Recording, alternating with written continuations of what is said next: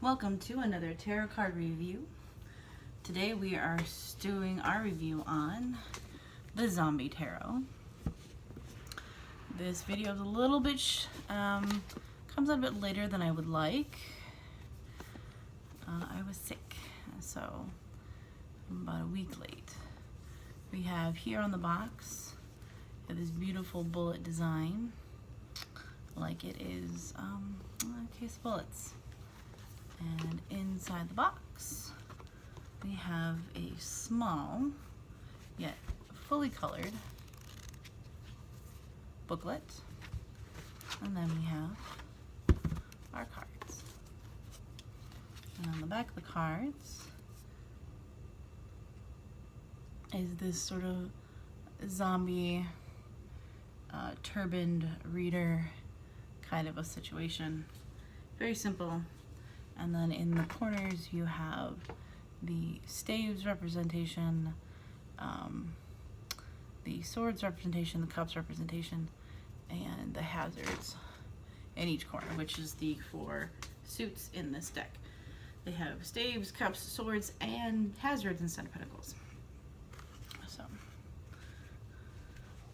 obviously we have a very sturdy box, nice and large.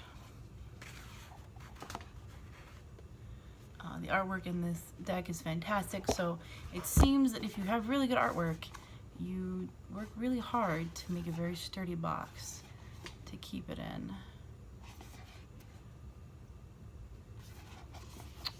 So, the artwork in this deck is sort of a 1950s-esque zombie horror film, and it's amazing. I think they did a fantastic job on this deck, and let us get out of the way who actually produced it. This is G.A.R. Productions Corporation in Pittsburgh, Pennsylvania. Right here on the bottom of the box. And let's see. Oh, we have Stacey, Graham, and Headcase design.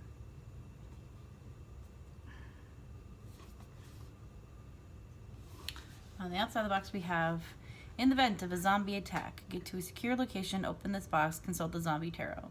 This fully functional 78 card tarot deck offers valuable advice on life, love, family, friendship, automatic firearms, premature burials, cannibalistic children, and more.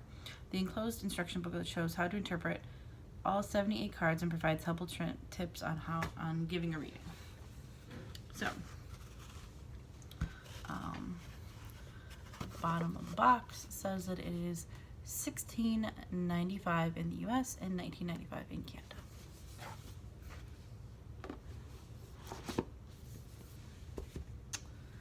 So let us start with the booklet. Before we do that, let's you know, I had 3 boxes to choose from, and I chose this one today because it looked in the best condition. God, I love smoke from Canada. And I, of course, love my wooden matches. Let's get this done. Today we'll be wearing a lovely J bracelet to show you, of course, the green and the white of the zombie life. And our beautiful lace today is a sun and a moon, because I didn't have any zombie thing-esque, and I've already used my skulls several times. So, now, first thing you notice that we don't have a little white book. We do have a colored book, and it is about the same size as you would normally find a little white book, maybe slightly bigger. It is fully colored. Now, the images in the deck have this sort of cut out of a 1950s magazine look to it, and in the book they have the main figures of the card without the backgrounds, and the backgrounds are a specific color. So you've got red for the major arcana, and then you get into cups, which are blue, and yellow background for staves, and then you go back to red for swords, and then you go to green for hazards. This booklet just goes along with the flavor text that this is all about a zombie apocalypse. Our intro is pretty fun. Here. Instructions by Stacey Graham. Cards illustrated by Paul Kepple and Ralph Geroni of Headcase Design. Quirk Books in Philadelphia. Copyright 2012 by Quirk Productions Incorporated. All rights reserved. Printed. Okay. So, Zombie Tarot, your weapon of choice. Conducting a reading. Major Arcana, Minor Arcana. Zombie Tarot, your weapon of choice. Remember when it all began with that spill of toxic sludge on Route 195 and those poor motorists complaining of headaches and blurry vision? And then there was that crazy homeless person, the one biting all those senior citizens on the subway, followed by a series of violent encounters at the local hospital. Police and firefighters arrived to lend a hand. Most ended up sacrificing a limb or worse. Things escalated so quickly. Families sought refuge in schools, churches, and government buildings to no avail. Within days, the sickness had spread across the entire country, and ranks of the undead had grown exponentially. So, each suit has sort of a story to it, and sort of a theme. The Cups suit is mostly focused on women and children, except of course when you get to the kings, sort of surviving or being the zombies in this. The wands has lots of bones, lots of eating people and cannibalisms. The swords, of course, is sort of the militant part where there's lots of guns and knives present in fighting the zombies. And the hazards, which is also, would be like a Pentacles version, is like living with zombies in your everyday life. There's like a dead mart, and there's like a zombie boy chained to a mailbox. Yeah, so yeah. Sort of the beginning of life after surviving the zombie apocalypse, where you kind of have to deal with the living dead walking around, and what people decide to do with those walking dead. So, after we finish looking through the cards, I'm going to go over some of the spreads that they delivered for us. They have the beginner, which is a standard 3-card deck. They have the Broken Heart, which is an 8-card spread in the shape of a heart. They have the Gravestone, which is, it's shaped like a gravestone. And they have an eyeball, which is a circle with a card in the middle. The Gravestone is 6 cards. The eyeball is 7 cards. And last, but certainly not least, the Severed Head, which is a 7-card spread. So they've come up with plenty of different spreads to go along with the theme of this deck, which is like zombie apocalypse, hunting zombies kind of a thing. And I think it's amazing. I think what they did here is just take a concept and run with it and have great design and great artwork. They're obviously a really big fan of like Night of the Living Dead era zombie movies. And I think it would be hard to read with this deck in a serious manner, but if you wanted to have this be part of some sort of zombie role-playing game, either like live action or tabletop, I think this would be ideal in that kind of setting.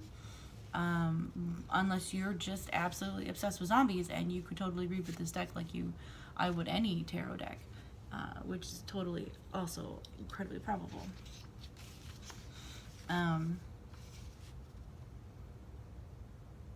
Let's read the Fool. Now these cards, I have to talk about cardstock. Once they're like a matte, but they're pretty sturdy. I'm not kidding. The cardstock is kind of impressive, being matte and like pretty heavy duty. They really didn't pull any punches with this deck, and of course, I love high quality anything. And I said it's matte, but it is shiny, but it's not just super shiny, I guess. We are currently being joined by my puppy. He is going to curl up on the rug and enjoy the rest of the videotaping with us. I offered to bring him down earlier, and he decided to come in here at this stage. So let's go over the reading for the Fool. Our hero begins his journey with springing a step and a healthy set of blinders, unaware of zombie claws reaching for his feet. As you can see, he's walking through a graveyard. You're bound to make plenty of mistakes in your new adventures, but enthusiasm might be enough to carry you through a bumpy beginning. Try to pay attention to your surroundings. Are those storm clouds on the horizon? And then you see in the book, you don't see any of the background that he is walking through, you just see the red. So I feel like, you know, the background is much more detailed than the character. So taking it out and making this instead of having this is just exceptional design choices. Saves on a lot of printing costs and so on and so forth, but still gives you this sort of cool retro look to it. It's just very well designed. And of course you have that sort of like old book texture to it. The coloring is all 1950s books. Sort of manila color to it, and the texturing on the edges as though it is old and stuff like that. It's great. It's just beautiful work, and I'll have to get to this last page, which is more flavor text in the back. It's just really cool.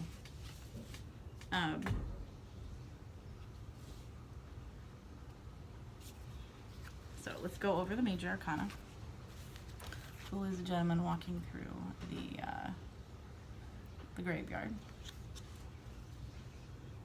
We have the magician, which is actually a scientist. He is either concocting a cure or has concocted the zombie apocalypse thing in the first place. We have the high priestess, which is sort of this bare-chested, voodoo kind of,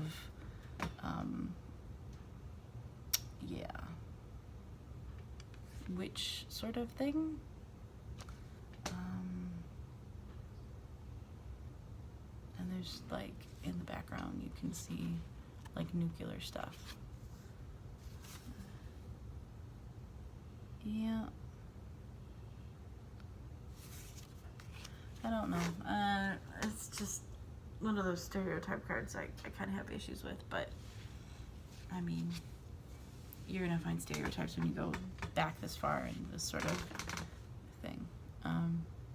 The Empress is, of course, a lovely woman with a zombie child who has a chain on her leg. You know, this could be a good representation for how women are very controlling of their children, as well as actually having a zombie child in your life that you refuse to let go of. The Emperor is this sort of decked out baddie protecting a kid. And as you can tell, I'm pretty sure he's the same guy from the Fool card. Different tie.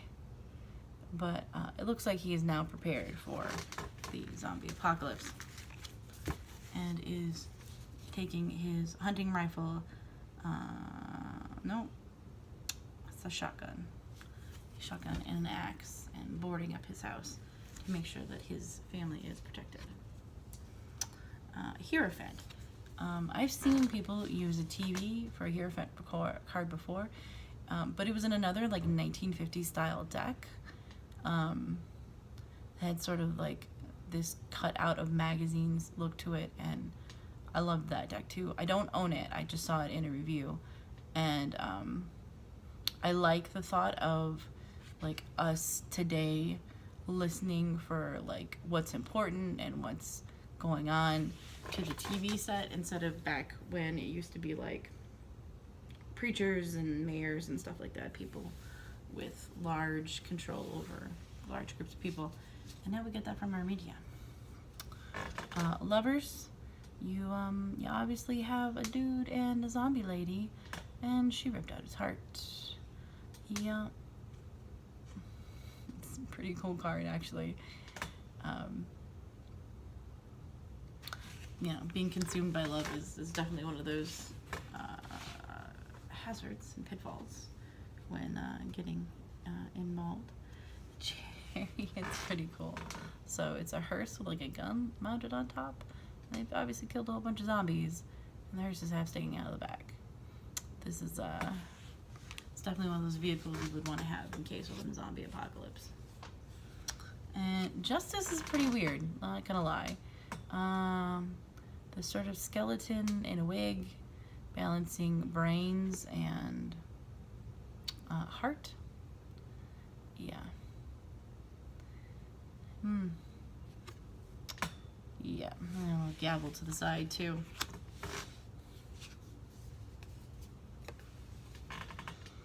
The Hermit, you know, boarded up your house, you're gonna eat chocolates and read your magazines while the world is going to snot. You know, if you've been fighting zombies for quite a while, taking a respite is not the worst idea ever, but I'm not sure that's the wisest. Fortune has a lady, zombie lady, strapped to one of those sort of wheels where you like throw axes at and knives or whatnot, in a very nice shiny gold outfit. I've seen Wheels of Torture, and we've actually had them in previous decks. This one just has a zombie in it.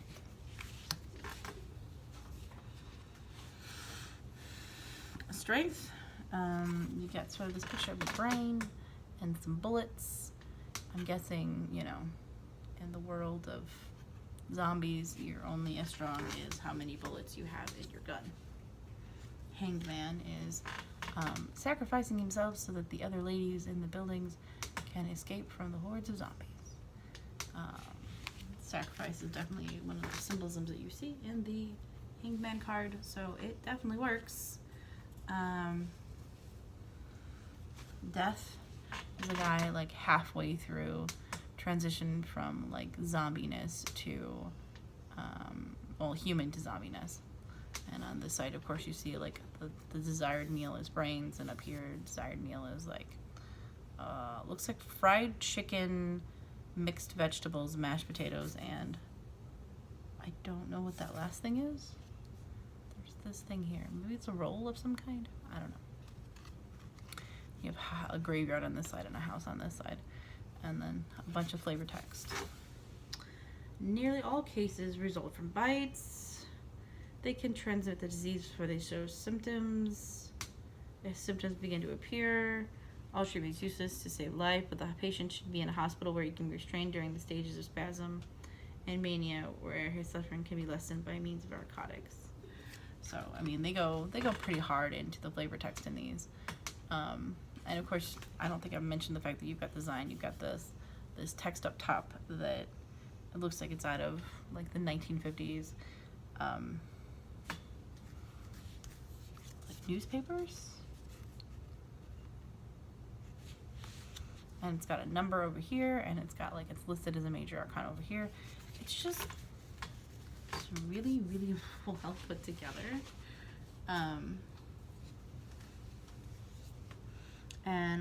Temperance.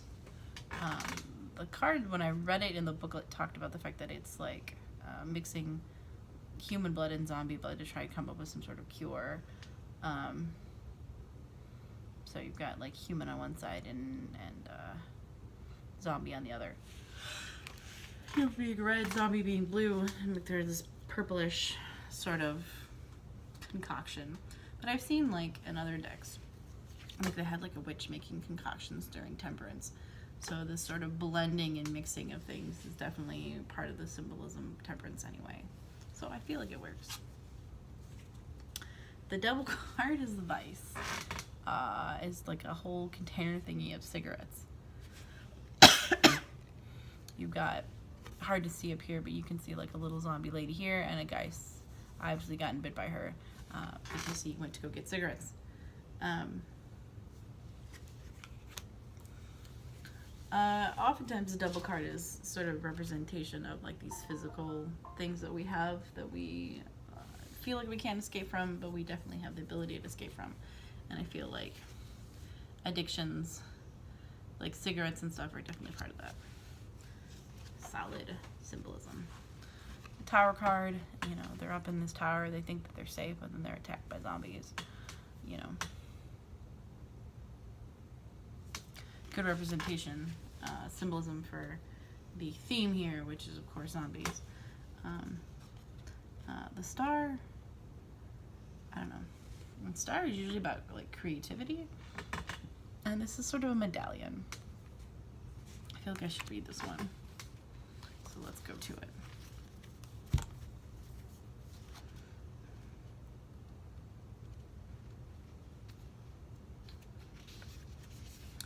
Recognition, inspiration, achievements. You're on the right track for the important things in life, while good luck and a fresh attitude brings new opportunities. Take a minute to revel in your accomplishments and then move on to the next level of awesomeness.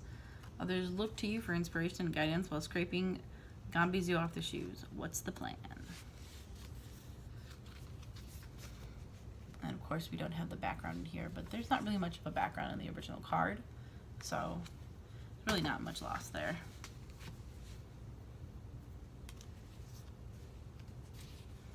You have the moon.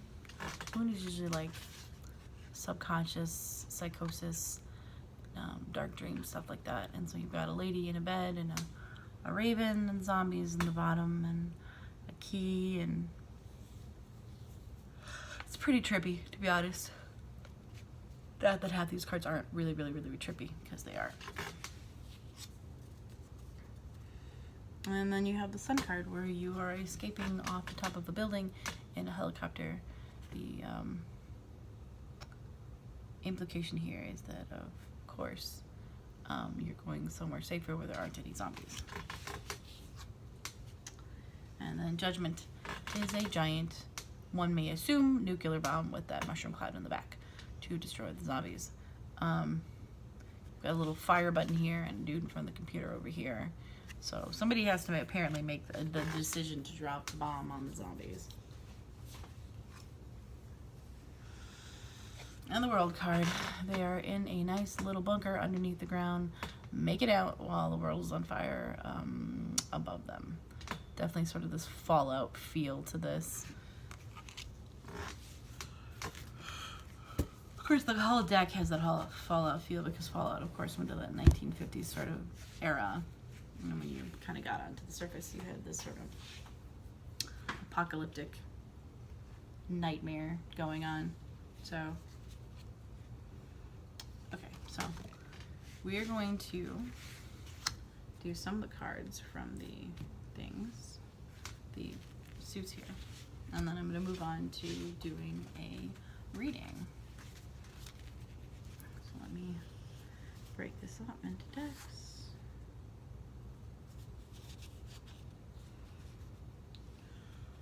Got hazards.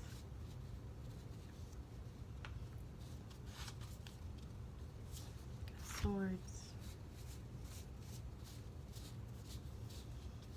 You've got wands. And you've got cups. So, starting with the kings, you've got this sort of guy underneath the water.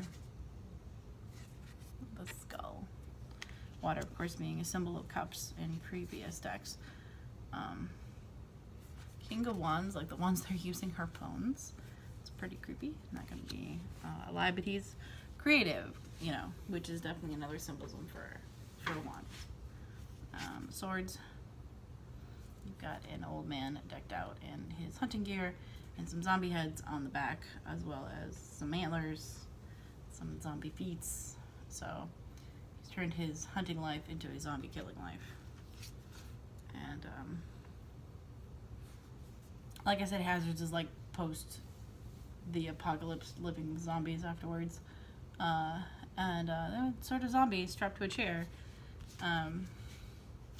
So the whole Cups deck is beach themed.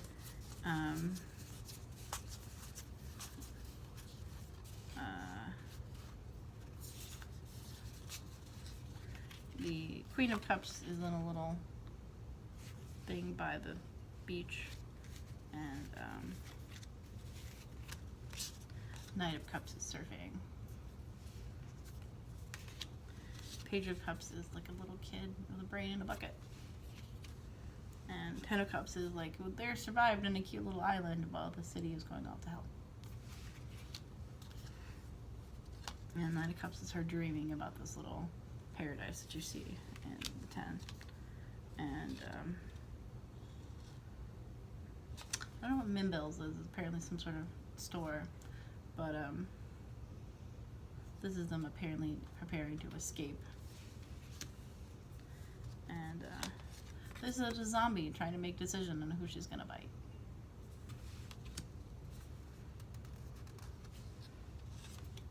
It's a little girl with her little zombie brother. This is Five of Cups' disappointment. This is a lady crying about how delicious she is to the zombies in a graveyard, no less, with her son in her lap. There's zombies all over the place. Oh no, oh no. Four is a lady is a zombie and she's just sort of got this dude in her lap. And 3 is the guy who's obviously marrying a woman who's turning into a zombie. And 2 is up top is like what we would normally eat, and the bottom is like what the zombies would eat. And aces are usually potential. So I do need to mention, of course, that in the booklet they discuss what the certain ones mean and things, not just each card interpreted, but suiting up. It talks about the cups. These represent emotions, artistic tendencies, sex and relationship. Wands represent growth, creativity, career, energy, and achievement. Swords, these represent intellect, logic, courage, and conflict. And hazards represent material wealth, money, prosperity, and property. But they go beyond the suits to go breaking down the numbers.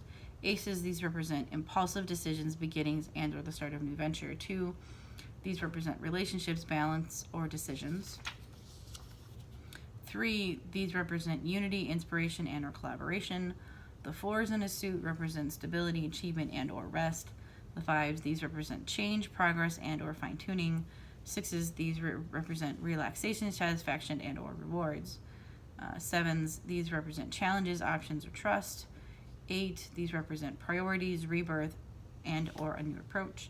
9s, these represent clarity, goals, and or acceptance. 10, these represent transitions, readiness for a new cycle, and or completion. And then pages, knights, queens, and kings, these often but not always represent a real person as opposed to a situation. So the book is really good at not only being amazing flavor text for like a zombie style thing, but actually describing the overall concepts for tarot cards. It goes into good depth with each card, and then had the overviews that I just discussed with you. So it's a really solid deck, even if I feel like it would be very hard to read with, unless you were like obsessed with zombies. The wands, yeah, that's the Ace of Wands. It's sort of a zombie and a bone with a little bit of meat on it. This deck is pretty like graphic and gory at times. I feel like this would not be a good deck for you to have around kids. 2, the zombie is trying to decide 2 wands between like the farmer running or the little kid running. Sorry. Apparently that one did not like my interpretation, ran off. And then you get into sort of this party that is invaded by zombies. And then there is like eating and infighting. And then there's victory over the undead. And then, yeah. There's even like a roller skating party where this lady is being chased by a zombie on roller skates. The images are pretty interesting. And this guy and this girl are being faced by a horde of zombies. And the Ten of Wands is this dude with all these bones and stuff. Yeah. So, definitely more home life. You know. The kid is in a high chair. This one's on a horse. Like a pelvis on a horse. This is a pretty weird picture.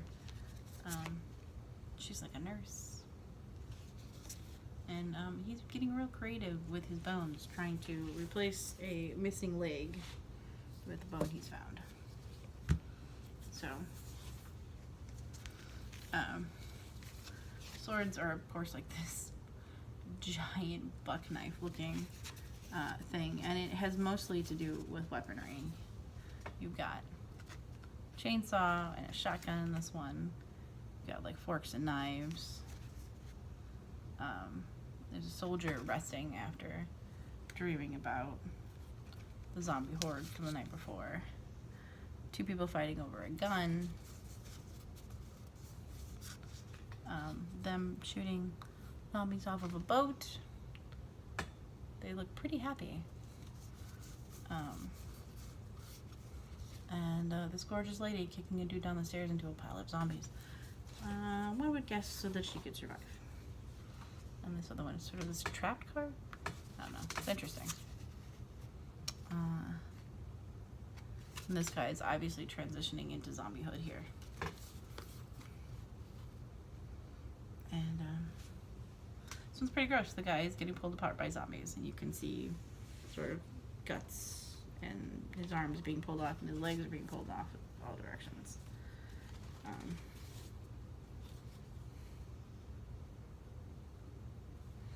The Page of Swords is this little redhead boy with a hatchet. The Knight of Swords is like the army, like a dude in a tank. And the Queen and King of Swords are these two little old people who have obviously done a very good job of protecting themselves during the zombie apocalypse. Pretty interesting pair. Kind of like the fact that Grandma and Grandpa are the King and Queen of Swords. Because let me tell you, this is solid advice. Always be very careful around people who are old, who have been in a job that is particularly hazardous. They are scary. We're talking like old bounty hunters, that kind of stuff. Like really old cops, really old military guys. They have seen and done it all. And like I said, this one is just sort of us living with zombies in like post-zombie world. This guy has this zombie on a chain and like it's a dog. And these people have like the zombie in their backyard like he's a pet. And this guy has like put himself in some sort of basement and he's hiding.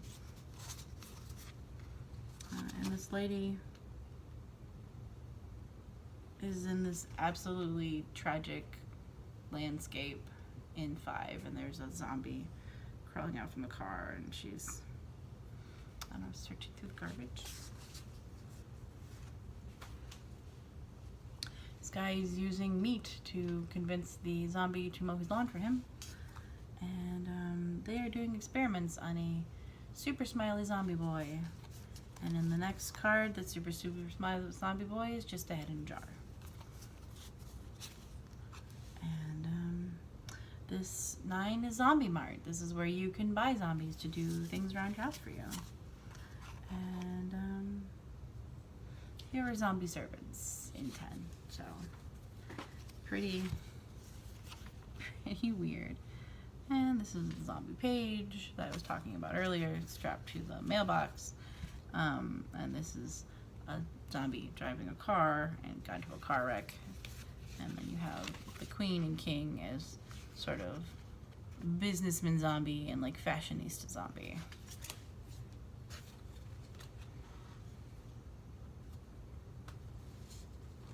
She's particularly upsetting because she's obviously chained to this chair and she doesn't have arms and she's like crying blood. It's pretty, not a deck I would use with kids. Like, it's definitely a horror deck.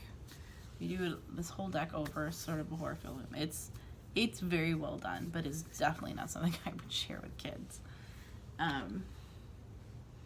So now that we've done the whole deck, I'm gonna shuffle everybody and we're gonna do one of our layouts.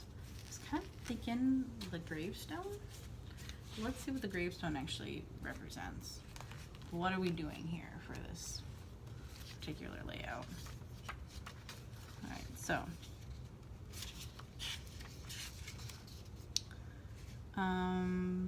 beginner is past, present, future. There's the 3 set cards. Broken heart is if you're nursing a broken heart. So central issue of your relationship is 1. The card 2 represents how you see the person. 3 is how they see you. 4 is this card represents the unknown influences on your relationship. 5, this card represents where you want the relationship to go. 6, this represents where you can, who can help your relationship. 7 is represents the challenges in your relationship. 8 is this card represents the outcome of your relationship. Gravestone is a central question in your life, unforeseen forces that act on that question, how other people affect you, circumstances affecting your life, who or what is available to help you, and then the final card is the outcome. And then the eyeball is 1 is represent previous month, 2 is an overview of the current month, 3 is the first week, the second week, the third week, and the fourth week. Is 3, 4, 5, and 6. This card represents possibilities for the next month. So this is a month overview for the eyeball, and I think that's really cool. I've actually kind of been looking for a spread for like a month view, because I haven't been able to find a really good one. But I'm excited about this and something I'll probably use in the future. Maybe not with this deck, but in general. And then the severed head.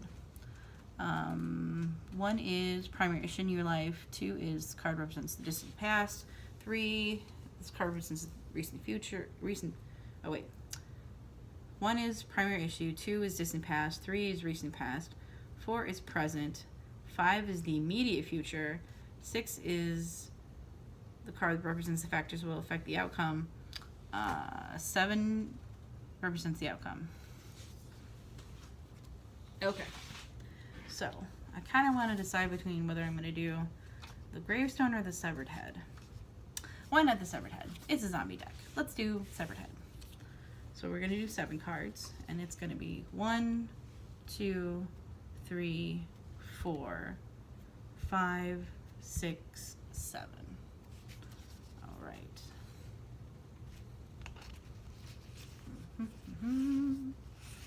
My little flavor of the thingy bookmarks. Please help. All right, so let's shuffle. Now I do, because this is such a solid deck, shuffling is going to be more interesting than when you use more flexible cards. And just for the sake of simplicity, I will be using any reverse cards. And this deck is very stiff because the cardstock is very heavy and is a brand new deck. Oh my goodness. Oh my gosh, that was really difficult to do. All right, I'm gonna use the side shuffle and probably some cuts to get this done, because this is a very solid deck. And I would be safe to say that this is a masculine deck. Did I mess this up? Oh my gosh, there's gonna be reverse cards. I'm pretty sure of it now that I'm looking at what happened. Yep. Yeah, it looks like there's gonna be reverse cards. Well, I said there wasn't gonna be, and I lied.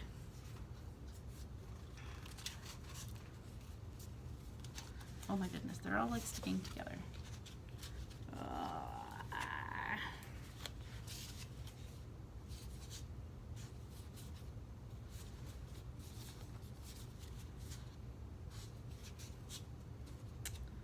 there's no point in trying to fix this.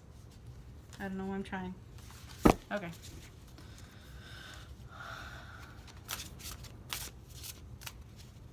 Sorry, if we get a reverse card, I'm just going to flip it over because I just want to keep this as simple as possible. I don't even remember them listing like reverse cards in this. Normally I would play with cards that fell out, but this is just for demonstration. So I'm going to cut a couple of times, try to get better. So,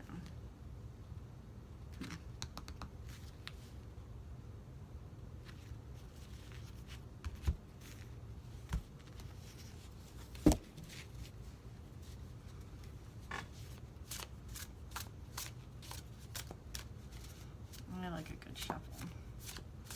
I like being able to touch all the cards, really connect with the deck. It gives us a good reading. I feel like since this deck would be difficult to shuffle in the first place, I probably would shuffle it quite a bit before I started. All right, let's begin. So, one is here.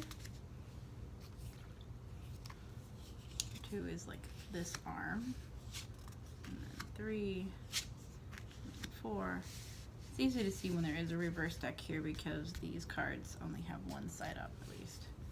This is 5, this is 6, and this is 7. So you have sort of this body severed head thing going on. Let's move these down a little bit. So, okay. And let us review. So, one is the Ten of Wands.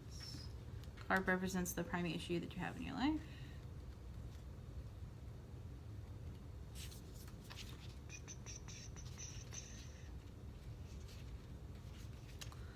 Why does everything have to be your responsibility? Why does the Horde expect you to deliver a fresh meal every night? You're just trying to juggle a dozen femurs and mandibles and clavicles, but all this work has left you exhausted and ready to quit. You've got every right to feel overwhelmed, but don't fret. The cycle is ending, a new path will reveal itself soon. Burdens, responsibility, and struggle. Primary issue. And then we have Wands. Page of Wands. This little charmer doesn't let a little thing like being confined to a high chair hold him back. His design the prize and won't stop till he requires it. It's hard to resist, and his youthful innocence may coax you into helping him get what he wants. Hopefully it won't cost you an arm or leg. He has a habit of biting the hand that feeds him. This card may herald the need for growth, to do things for yourself and not be reliant on others. Youthful, high goals, need for growth. So this was the Ten of Wands and the Page of Wands. Okay. Knight of Wands. Apparently all that shuffling did nothing because we are going to have a straight Wands here. The Knight of Wands holds nothing back. He's the first one through the fence to bring him back goodies for the slowpokes. His brash behavior may get him into trouble, but he's also able to charm himself out of most shenanigans. He manages to show up at the right time at the right place, so don't hesitate to ask him for favors if you need a little extra. So 2 was, this is the distant past. 3 is the recent past. So let's go to 4. Oh, these should be this way, apparently.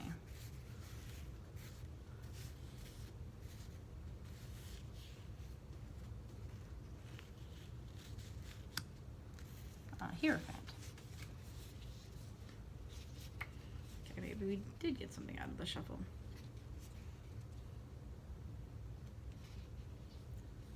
Truth, advice, education. This card represents the present. The truth can be hard to swallow, especially if you're missing the parts of your esophagus, but pay attention to the messages you're receiving. Though they may be alarming, you'll need the information to make wise choices later. And with the city under siege, there's no telling how long this report will stay on the air. So see, it can be kind of difficult to do like a solid reading with this deck because it's very zombie flavored. But, you know, I'm sure there's some people out there who would jump at the chance. Nine of hazards. To the very back of the book, I think. Yeah. Prosperity, independence, confidence. Most people have heard about the apocalypse hiding underneath their desk, but you didn't flinch. You worked through the catastrophe and actually prospered. Nothing breeds confidence like success, and now you find yourself with plenty of both. Business is booming, and the future looks bright. This is the immediate future. And you have, like, Dead Mart. Guy has selling zombies as servants to people.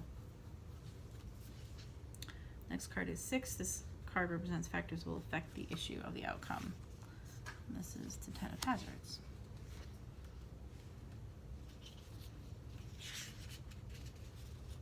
Wealth, family, contentment. This is the end of a cycle is upon us, bringing the family close and the zombies even closer. You'll be able to welcome them into your home as an asset instead of a problem, even if they do require nightly muzzles. Surely other adversaries in your life seem tame by comparison. And then this presents the outcome. We have Page of Hazards.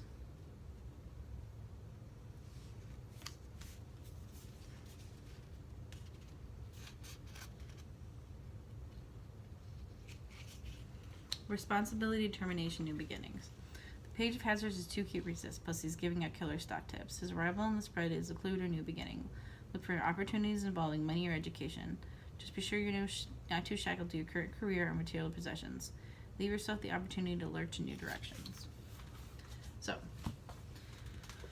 even though we usually when I do these spreads, they're just supposed to be for demonstration, every single one of them that I've ever done on camera has been incredibly accurate for the stuff that's going on in my life, and this is no less than that. I am trying to lurch into sort of a new career path, so this is absolutely an accurate reading, even if it is a bit zombified. So this is the end of this particular review. I would suggest that if you wanted to do a zombie LARP and play a fortune teller in that, or use this deck for some sort of zombie RPG tabletop, that would be great. Or if you just absolutely love zombies so much you have no problem using a zombie deck for like a standard reading, then this is the deck for you. And of course, the last but not least, if you just love the artwork, feel free to buy this deck. It's absolutely amazing.